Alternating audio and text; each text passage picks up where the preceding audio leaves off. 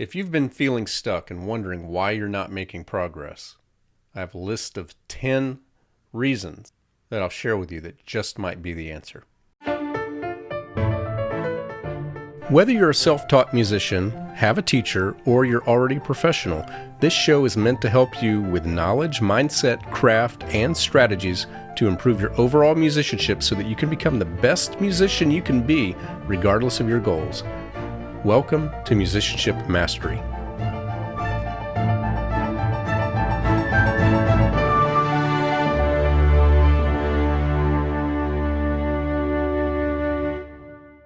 Hello and welcome. My name is David Lane. This is episode 137. It is great to be with you once again. So I teach quite a few adult students, mainly adult beginners, but also adult intermediate as well. And one thing you might not know about adult students compared to especially like your elementary school and middle school age students all the way up, to a point on high school, especially really younger students. One of the big differences, I think, is what I call a hyper self-awareness. I find a lot of my younger students, they really don't know if they're doing well compared to expectation. I almost never hear any of my younger students asking why they're not doing better than they are. Now, they tend to more often than not have a false sense of what they're going to be doing in a year from now. Like sometimes I get asked, will I be done with this book by next month or the month after that? And we have like 50 pages left to go. But adults are not only aware, but I think we tend to tip the balance to the other side. We estimate how long something will take. And when it doesn't happen, when it's taking longer and sometimes much longer than it should, we think there's something wrong with us. We think that other people are somehow doing this much better and that we should be doing better. But more often than not, what's actually happening is something that psychologists have found over and over when we research, and that is that we, as human beings, and this does apply to all ages, children and adults, we are horrible at predicting how long something will take. And we, more often than not, tend to underestimate how long something takes or how difficult a task is to do. So when I talk about why you're not progressing and how to fix it, well, this one is not on my list of 10, but this might be a very important one that you need to maybe look at first, and that is, do you have realistic expectations? There's a good chance that you don't. Things take as long as they take, and that might be a longer amount of time than you think it should. All right, at this point, I could go ahead and wrap up, and I would say, well, this is one of the shortest episodes ever. I hope this has been helpful. But that's probably not why you're still listening. That's not why you checked in. So let's assume that you have accepted that things take longer than you normally would predict that they should. Let's say that you accept that, or maybe you reject that. Maybe you think, no, I really think I should be doing better than I am. Well, I'm going to give you a list of 10 reasons. I feel very confident that, first of all, probably none of you are going to find that all 10 of these apply to you, but I bet you can find one or more of these that you can work on, and you will improve your progress if you'll work on these things. Now, again, it may not be to the ultimate expectation you want, but if you want to speed up your progress, be honest with yourself about how these 10 things are going. Find one of them at a time and commit to improving, and then if there's more, commit to that second one at a time. You've heard me say this in recent episodes. I think it's much more successful to take one thing on at a time. So like if you hear 6 things that apply to you in this list, don't try to work on all 6 at once. Pick one and work on that. Then pick a second one and work on that. Then pick a third one and work on that until you've improved all 6. There's no rush, which almost sounds like a joke based on the context of this episode. All right, let's get to the list. Possible reasons why you're not progressing and how to fix it.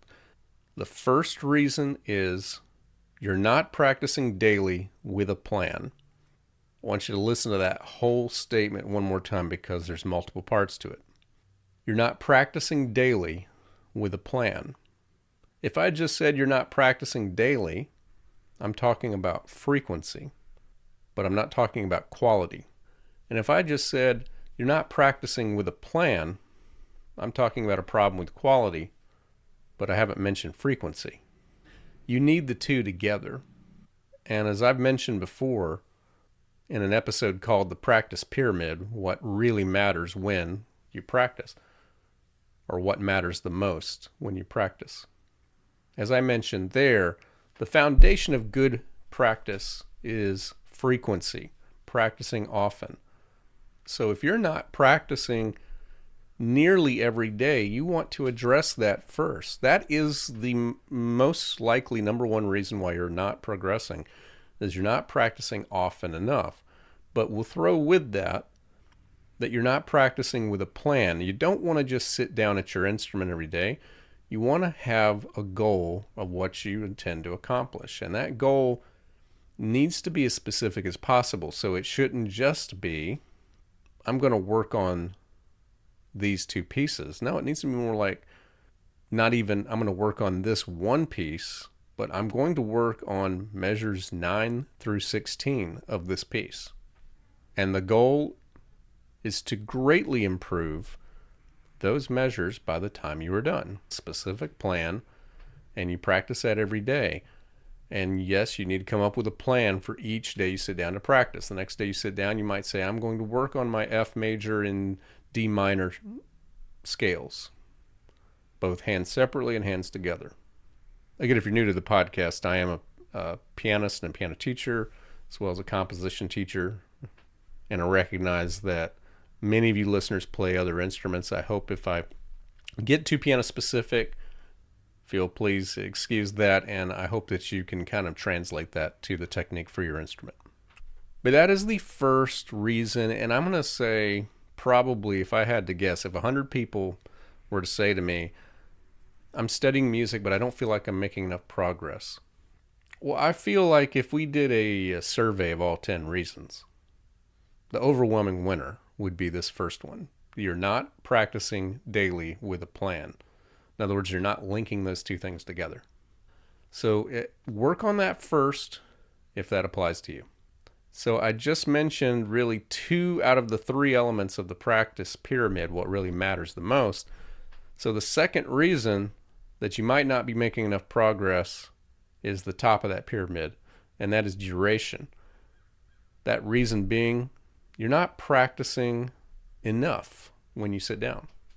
If you're practicing daily and you have a plan, you've now reached a point where it matters how many minutes you're sitting down. If you say I'm practicing 20 minutes a day, you may want to try improving that to 30. If you've been practicing 30 and you want to make more progress, let's try to get that to 40 or 45. If you've been doing that and you want to try to make more progress, work up to an hour.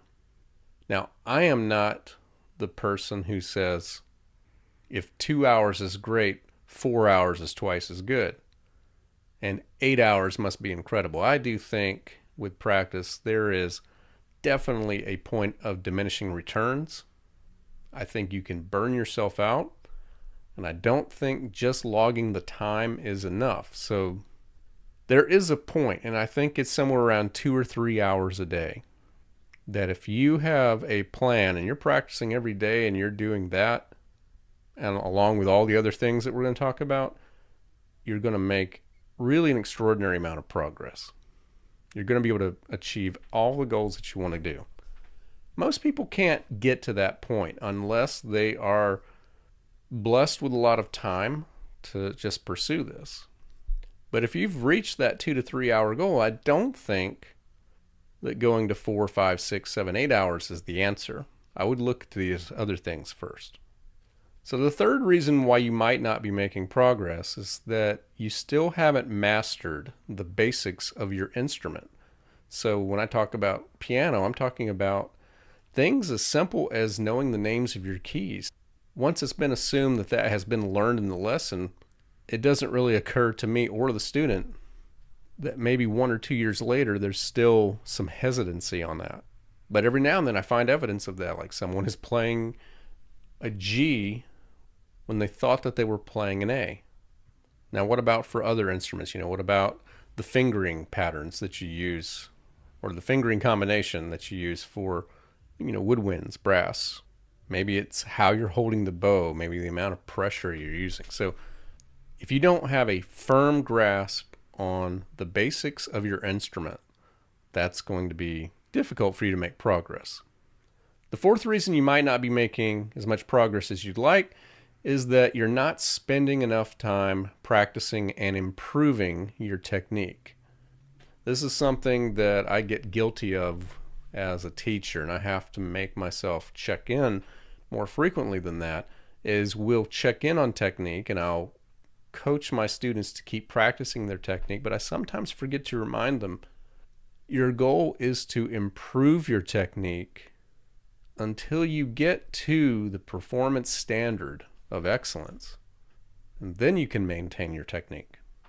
I can tell you for myself, I can't imagine how I could improve my 4-octave C major scale. I've been playing it for at least 85% of my life. But now something like F sharp harmonic minor or B flat melodic minor, there are a few scales out there. They're not nearly as good as my C major scale. There is room for improvement. I think they're still very good. I've improved them quite a bit, but I have room for improvement. So I think very few people listening to this are going to be able to say, my technique is outstanding. There's no room for improvement. You need to be practicing probably more than you think to be improving your scales, to be improving your chords if you play a harmonic instrument, to be improving your arpeggios. So now it's easy to think when you have a goal of learning some pieces that I should just spend more time on that repertoire. I need to practice that piece. But the time that you spend on your technique is an investment, where the return on investment is that you spend less time on the repertoire, because there's so many things you can play well right away. So that was the fourth reason why you might not be making as much progress as you'd like, and that is that you're not spending enough time practicing and improving your technique. The fifth one is that you don't instantly recognize on the clefs that you need to know for your instrument. Regardless of what instruments you play, you also have the music that's written on the staff for your clef or your multiple clefs. There are levels to knowing your notes. If you can look at a note, think about it for a few seconds, and then correctly say what the name of that note is, that's a good start. But that's not enough if you want to keep making progress. Can you name it correctly every time without even having to pause to think about it? In other words, see the note, say the note. I really recommend the website musictheory.net for its exercises portion, which if you're doing this on your phone or your iPad, especially if it's an Apple device, so iPhone or iPad, I would really look into getting the Tenuto app, which is a better looking version of the exercise portion of musictheory.net. But if you go to the note identification, and of course there's other ways to practice your notes, and that's a topic for another time, but using the note identification app, you can set up for the clefs you need, and you can work on a few notes at a time or work on a lot of notes at a time. But you also have a timer when you're practicing, so you can see how you're doing. And you can do a challenge mode where you answer as many questions as quickly as you can. So you can get a measurable bit of data on how you're doing. And as I say, what gets measured gets managed. So all these things you should be logging in. How much time are you spending practicing? What was your plan? How often are you practicing? And then also, how fast can you correctly identify 50 notes in a row, 100 notes? musictheory.net and the corresponding Tenuto app, that will help you. All right, when I started recording this episode, I forgot in my notes that I did have this specific one for number 6. So this is kind of similar to the prerequisite that I mentioned at the very beginning about expectations. The sixth reason why you might not be making the progress that you would like is that you're not being realistic about your level of music and how long it actually takes to learn. You might be thinking that in 10 minutes of practice, I should be able to learn these 4 measures. But maybe it's 2 measures. Maybe it's 1 measure. Maybe that's how long it takes for you to learn at this level. But again, I think that speeds up with experience at that level and also improving all of the other things that we're talking about. But you should examine whether or not your expectations are actually realistic. The 7th reason progress might be slow is that you are underestimating the importance of review and trying to move on to new too soon. It's fun and exciting to check something off and go to something new. To say, I've been working on this for 2 or 3 weeks. Let's go on to the next thing. Or to learn something, put it away, and never dig it out again. Every time you come back to something, every time you spend more time in review, well, first of all, you're not starting from scratch, so you get a chance to explore that music more deeply, to improve it a little bit more than you did the last time. And also when it comes to techniques, I'm going to speak to pianists for a moment. As soon as you get to 1 octave scale hands together, you might forget to practice 1 hand at a time, or you might even forget to practice just the 5 finger position scales. But you don't really move on from technique, you add to it. So don't look down on review. Review is important, more important than maybe you have been thinking. You don't always have to rush to go on to something new. Number 8 is that you don't know at least the level of music theory that you need to be able to understand your music. So music goes well when you recognize what everything is when you're playing. And I don't just mean naming the notes. I mean recognizing the intervals, recognizing the chords, knowing what key you're playing in. If the key changes, knowing what key that is. Recognizing the overall structure of the piece, recognizing when a melodic idea repeats and when it's been transformed in some way. If you're not a composer or an arranger and you're wondering why is music theory important, this is why it's important. The more you understand about your music, the more, especially that you can articulate about your music, the more it's going to make sense. Imagine reading a book and you can pronounce all of the words, but you don't really know what all of them mean. And so therefore, you don't understand what the book is saying. Yes, as a performer, you could stand up in front of someone and read the book. You could read it out loud, but it's not doing anything for you because you don't understand all of the language and all of the definitions and all of how they link together to form ideas. So make sure that continuing to improve on music theory is part of your practice. Number 9 is that you are not regularly practicing getting better at sight reading and playing by ear. These are 2 core performance skills. If you're wondering what that is, I have several episodes. Most of them were almost exactly a year ago about the 4 core performance skills. And the first 2 are sight reading and playing by ear. Now, I have entire episodes devoted to those skills, how to improve them, and why they're important, as it relates to being able to perform in any situation. But it also affects your practice.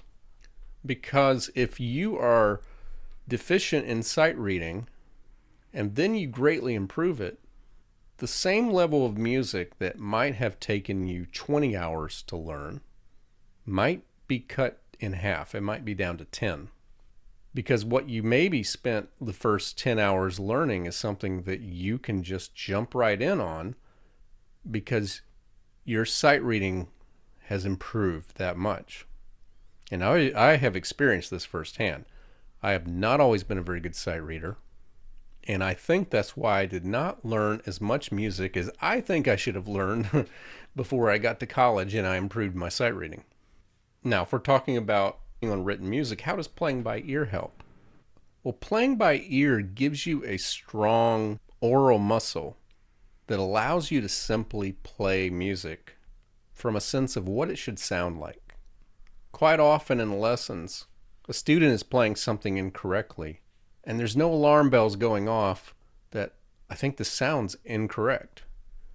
And that always baffles me when that happens, but then I realize we need to practice more playing by ear so that you hear music, you play music, and you really listen carefully to it so that when you have things that are unexpected, again, if something sounds incorrect, my checklist for every student is first check the key signature, make sure you're not playing something that's contrary to that you should be playing otherwise. Then, if that's going well, check all of your other notes. Make sure that you're playing those notes correctly. And then the third thing is you're doing all of that correctly. It just could be that this is an unexpected sound. This is something that you weren't anticipating. But the problem that is very difficult to solve is when the student just doesn't notice that it sounds incorrect. So that comes from experience. That comes from playing by ear and having to really listen to the music that you're playing. And the final reason you might not be progressing is that you aren't actually keeping long-term goals that work backwards. And what I mean by that is you're wondering why you're not progressing more on this particular piece that you're working on, or why it took so long to work on the piece that you were doing last month. I would encourage you to be thinking about where would you like to be 1 year from now, 2 years from now, maybe as far as 5 years from now. I've had some recent episodes on a 5-year vision and also building a staircase of goals, so we've talked about that in depth. But just to recap that very briefly, you want to have a very clear, specific vision and imagine it in present tense. So I'm recording this in 2025. So maybe you say in 2028, I will be able to do this at my instrument.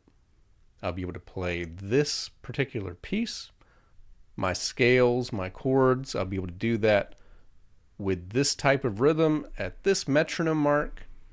I'll be able to look at the notes on my staff for treble clef or bass clef or both and answer 100 correctly in 2 minutes or less.